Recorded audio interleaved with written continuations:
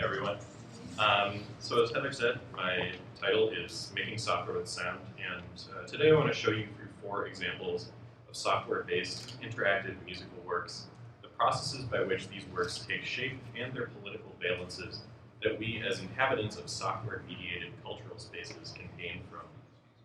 So the 4 projects I've selected as case studies are Reflective by Reiko Yamada, Thicket by Morgan Packard, Jazz Computer by Yoda Pan, and Baggage Allowance by Pamela Z. I'll talk a little about each of these pieces and their authors in turn, using interviews with the artists, as well as close readings of their code and other underpinnings. And then I'll focus on 4 sites where interactive works are shaping and helping us reckon with music's mediation in software. These topics are the musical work, interactivity, platforms, and listening. I'll make 4 main claims about interactive musical works. First, that they valorize an already existing role for the listener in instantiating musical works. Second, that they lend oral logics to the development of new media and interactivities placed within it. Third, that they contribute to our ability to critique the platforms where artworks meet audiences. And finally, that they reject conceptions, old and new alike, of listening as passive. So to dive right in, Reflective is a musical work by Reiko Yamada using sounds recorded by Vijay Ayer that plays for one listener at a time inside a curtained-off space in a gallery. As you wait outside that space for your turn to experience the piece, a diagram drawn in chalk on one of the gallery walls prepares you. Blocks of text surrounding a bird's eye representation of the circular space include, enter into this darkness alone, and in this darkness you must decide, take a step or stay still, move once or many times. Each decision leaves traces on your sonic experience. Here's an excerpt from Yamada's video.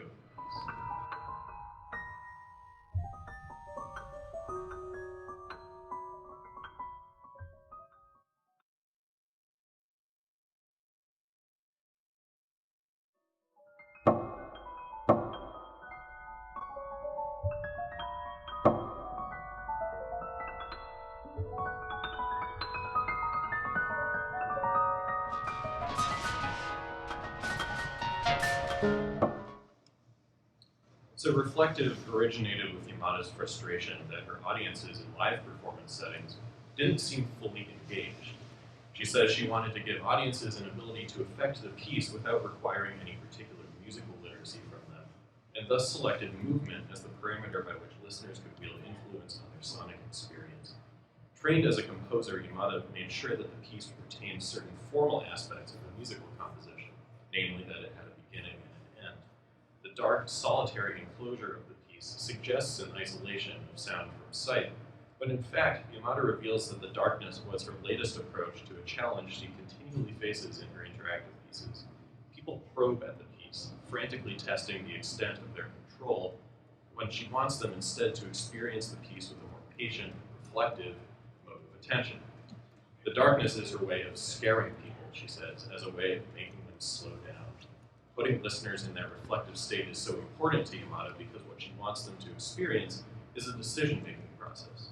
She says, I've worked with imperfection as my very important aesthetic concept throughout the years, so I want people to make a decision and act upon it. And then there's some kind of resulting sound, and that can be very disturbing at times. It can be too loud or too distorted or something like that. And then people can step back to reverse the effect, or maybe they cannot reverse it anymore. They have to deal with it for the rest of the time. Rather than rewards for mastering the piece's interactive mechanic, the startling changes in Reflective are transportations from within the seemingly protective aesthetic space into the messy everyday reality of uncertainties and ramifications. Reflective shows us how interactivity can play a motivated and thoughtfully conceived role in a musical work. The next case study highlights the special status of software as a medium for such musical works. Thicket is an application distributed on Apple's iOS platform. When you first open the application, you enter one of the modes in Thicket, and here's what that looks and sounds like.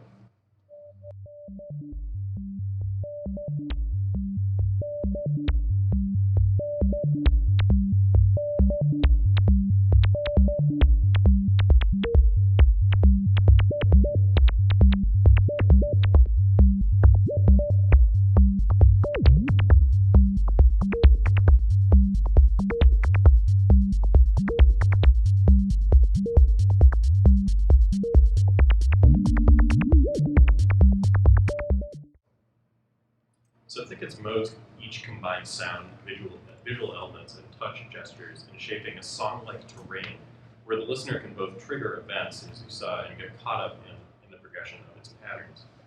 Musician Morgan Packard and visualist Joshue developed Thicket together, but it wasn't their first collaboration.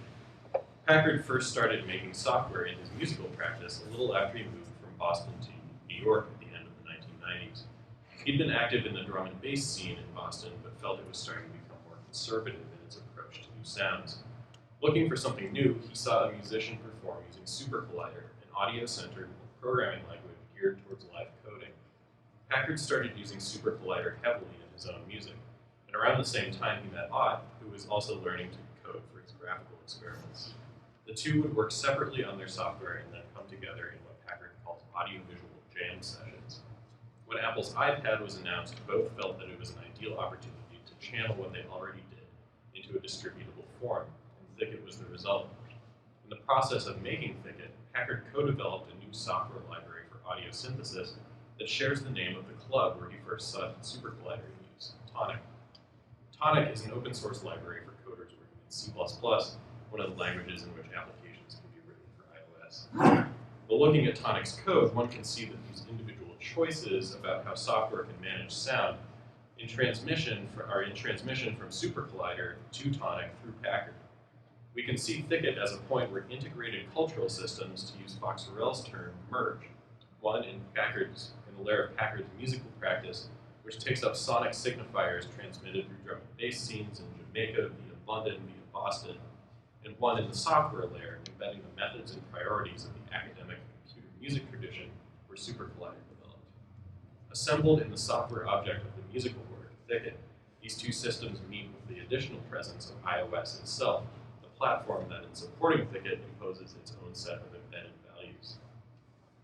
The next case study gives us a chance to further unpack the encounter between the work and its platform. Jazz Computer is an interactive piece experienced in the web browser.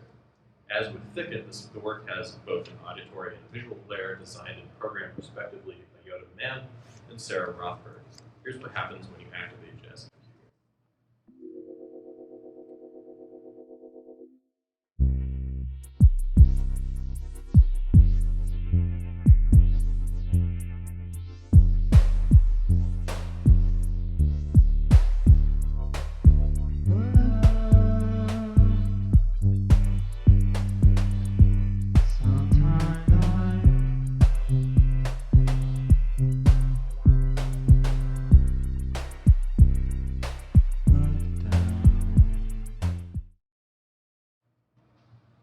Like Packard, Mann maintains an open source software library for making these kinds of pieces. His is called Tone and written in JavaScript.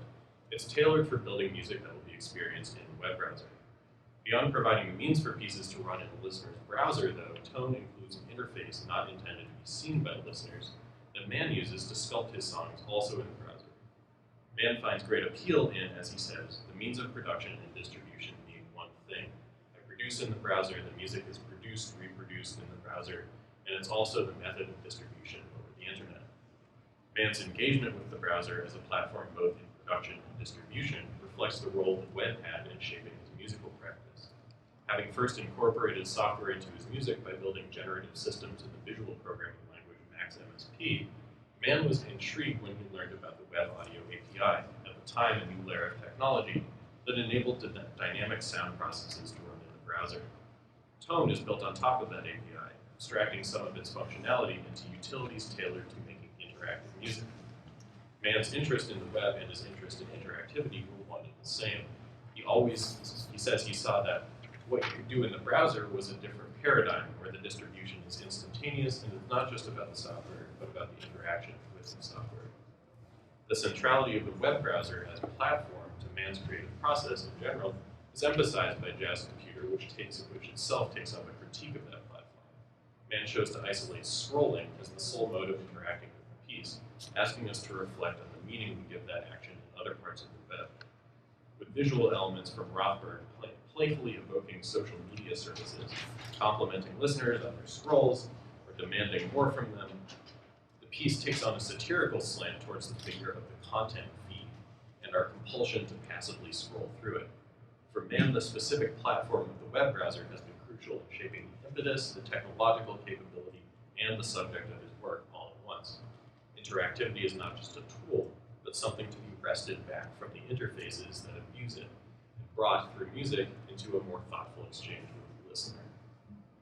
The final case study will bring us from platform toward a consideration of platform ecology. This is the web portal to Pamela Z's intermediate work, Baggage Allowance. As with Jazz Computer, visitors encounter the piece in the web browser. Weeping steamer trunk. The shoes have their own bag. Suitcase. The shoes have their own Weeping bag. Steamer trunk.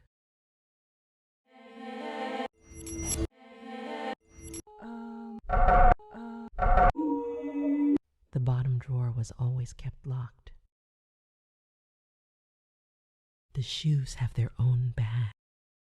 This is a vintage. Soft side suitcase. It was too big, and they had a shoulder. Here, hovering and clicking rather than scrolling propel the interaction, making Baggage Allowance less an exchange with the web browser itself than with a set of musical objects. These web objects have physical counterparts. The web portal is only one iteration of the whole Baggage Allowance, which also takes the forms of a gallery installation and a live performance. Here's a photo of Z in the stage version of the work. Z conceived of all three iterations of Baggage Allowance from the outset, and her construction of each involved translating elements first realized in one setting into the others. The web portal reflects this translation in the correspondence of its objects, arranged in a browsable hierarchy to pieces Z built for the gallery installation. However, the hovering mechanism, where moving the cursor quickly over the menu of objects triggers the sort of stereo spread of Z's vocal recordings, evokes the use of the sampler, a central tool in Z's live performances. The web portal thus completes a kind of triangulation among all three versions of the piece. In doing so, it calls attention to the differences between these three equally privileged contexts. Here, a term that would most readily be applied to the web becomes very useful in assessing all three, and that term again is platform. Platform asks us to think about constraints and affordances, and to consider difference not just in their formal traits, but in their material conditions. One material condition for the web portal that Z points out is the encroaching obsolescence of Flash, the proprietary software language with which she built the piece. By both showing work reiterated across multiple platforms and demonstrating a particular danger unique to one of those platforms, Baggage Allowance asks us to think about not just the spaces, but the platform ecosystems where artworks take shape and meet their audiences. Elements beyond the artist's control influence the life cycle of platform-specific artworks, and those infrastructural dependencies shouldn't be thought of as separate from the formal properties of these different platforms. Okay, so the fun part is now over. To get at the kind of general significance of these works, let's take a step back to the two components of the term interactive musical works. The aesthetic philosophy of music has actually contended for a long time, it turns out, with the question of what people mean by a musical work. Whether some separate thing exists that precedes the scores, recordings, and other objects through which we encounter a piece of music. Georgina Bourne shows a destabilization of the work concept in, as she says, the shifting ontology of contemporary music, in which new technologies play a major role.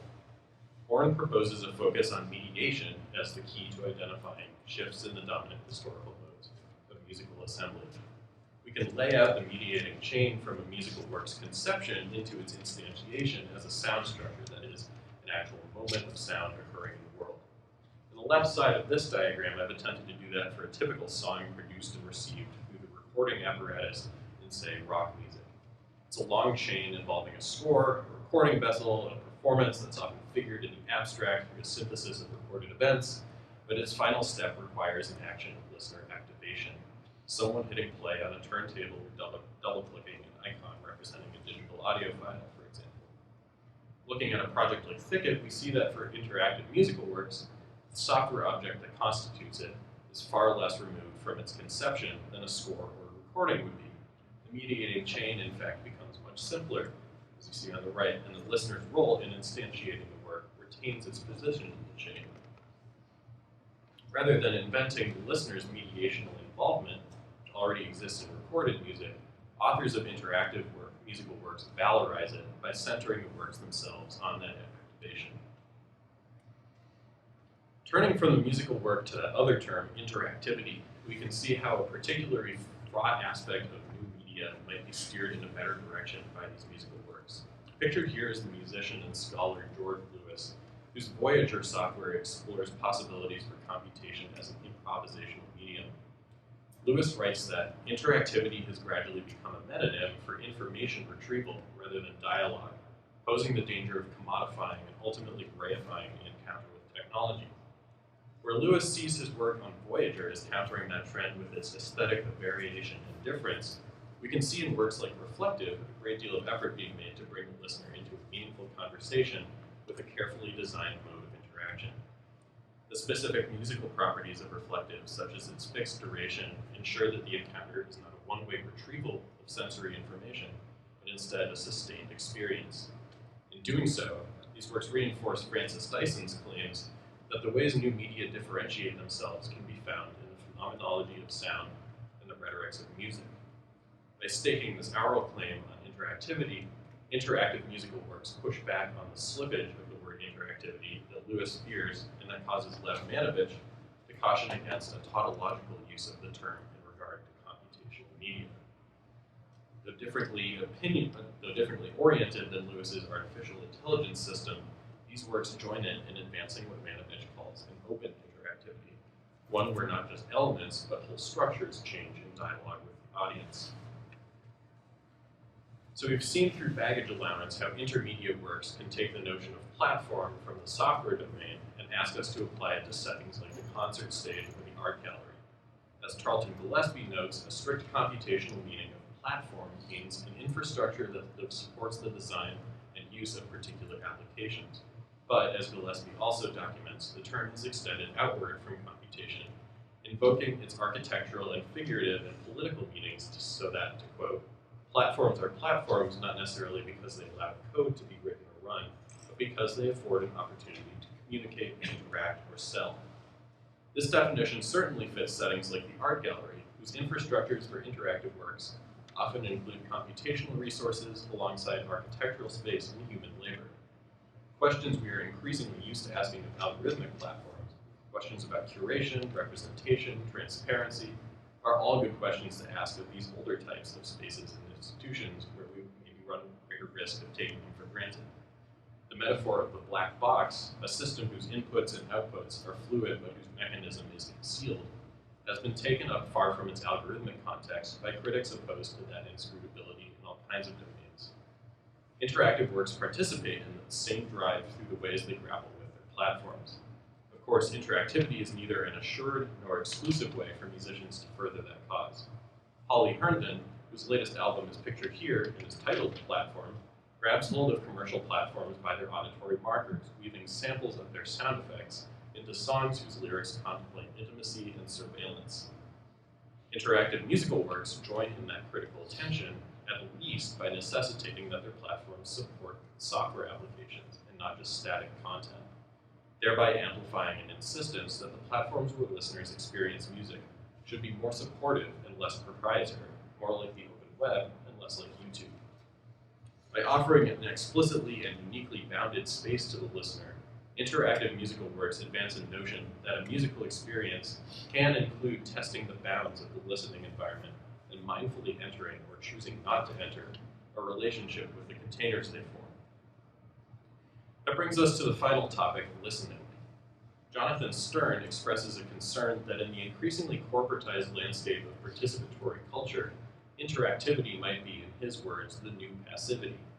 While praising the 20th century arguments from writers like Jacques Attali and Charles Keel that musical meaning is to be found in participation, Stern wonders if, when the rhetoric of participation is co-opted for the same consumerist purposes that our passivity serves, resisting interactive media might be the best political course. The musicians studied here and many others have proposed a different tack. Jason Freeman sees in computational music systems a chance to, quote, invite or sometimes even require listeners to explore a space as they listen and to push listening toward a creative and potentially public and collaborative activity through their use of space. Pauline Oliveros, shown here leading what she calls a deep listening workshop, reimagined much earlier the possibilities for musical events that develop through the process of listening. Many of her works took the form of instructions, asking a group of listeners, while attending foremost to themselves listening, to bring a piece collectively into being. One such work loaned its name to her book, Software for People.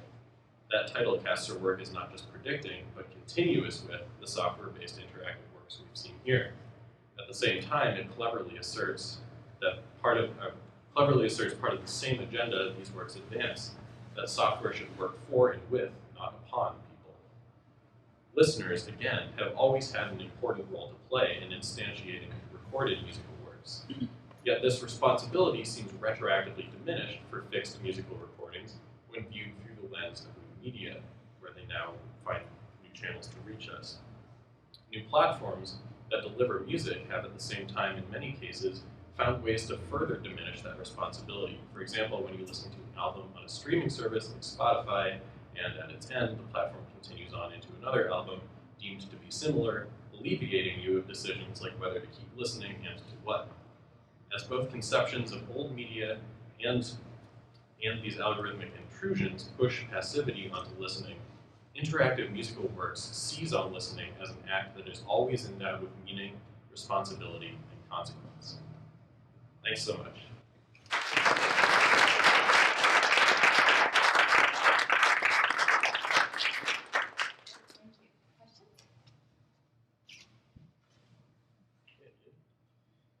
I'm just wondering if you could talk a little bit more about how this kind of interactivity and this kind of artwork might push us to understand platforms in new ways. I like the use of platform. I do. I think it's a very useful new word that a lot of people are picking up on. And yet, to me, there's something a little special about this idea of platforms and this kind of artwork that you're showing. And I'm wondering if you have ideas about how you might carve out that special space for you. Like, why does interactive music show us something that, like, Facebook as a platform doesn't show us, or Twitter as a platform doesn't show us? Yeah, I think it's a great question and gets at, in large part, why I found Charlton Gillespie's platform politics writing to be so helpful in thinking about this. Because he starts out by kind of identifying where this definition that's being kind of steered by media industries, and that YouTube is sort of his primary example of like the thing that frames itself, or the service that frames itself as a platform, and then kind of uses that term to elide a lot of the sort of what he calls edges of that platform, the conditions that are imposed on what kind of work can be shown there, what work is removed, what work is promoted, etc. And he frames that term as kind of that new usage as kind of stemming from the computational sense, but then drawing in, as I mentioned, these figurative, architectural, and political senses. And the political sense is really that when you call something a platform, it means there's no kind of bias that goes into what can enter that stage, which obviously there's some tensions to political in that. So partly why I think interactive musical works are exciting is that they take this form we're familiar with, which is the song, and by kind of giving it this extra condition of interactivity, basically require that it needs to be hosted by an open platform, or a platform in the strict original computational sense, that is something that can play host to a computer program like a web browser, rather than something like Facebook that can play host to your image or sound file or link. And I think that's an interesting way of politicizing the different meanings that the industry notion of platform is pulling from, and creating kind of a politicized pushback along that axis. I think that's only the start of kind of,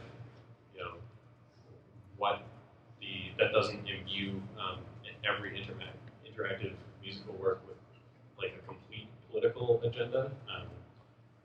Works like Jazz Computer kind of have to, form their own critique on top of that layer of interactivity in order to make a compelling argument. But I do think, as a category, it does let us say that there's this kind of political valence to it.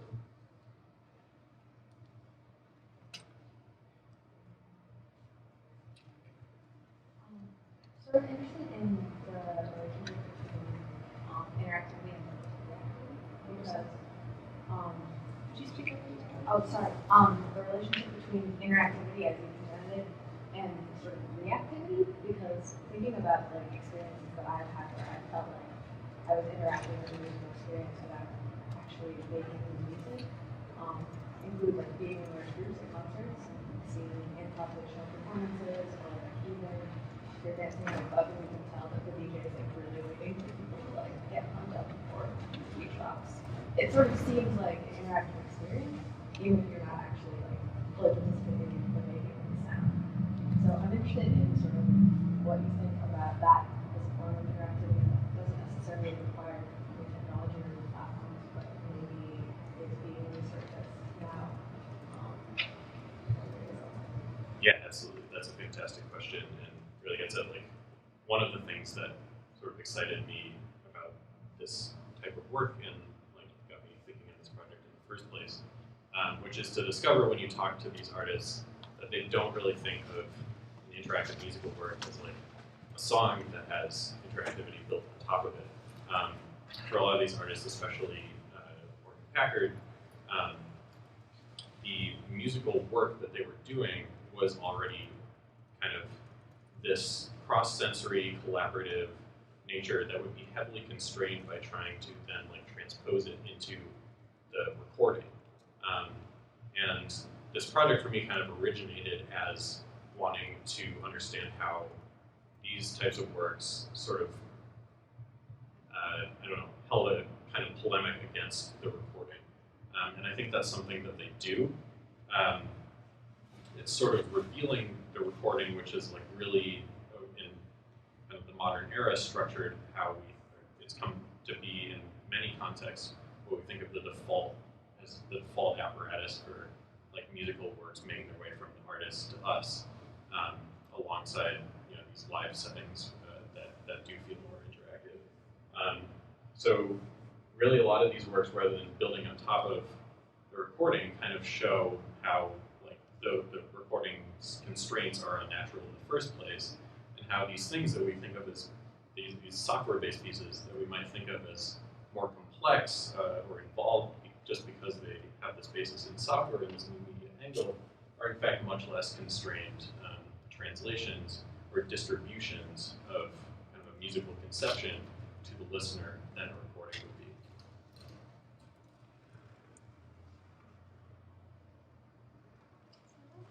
Thank you. Yeah.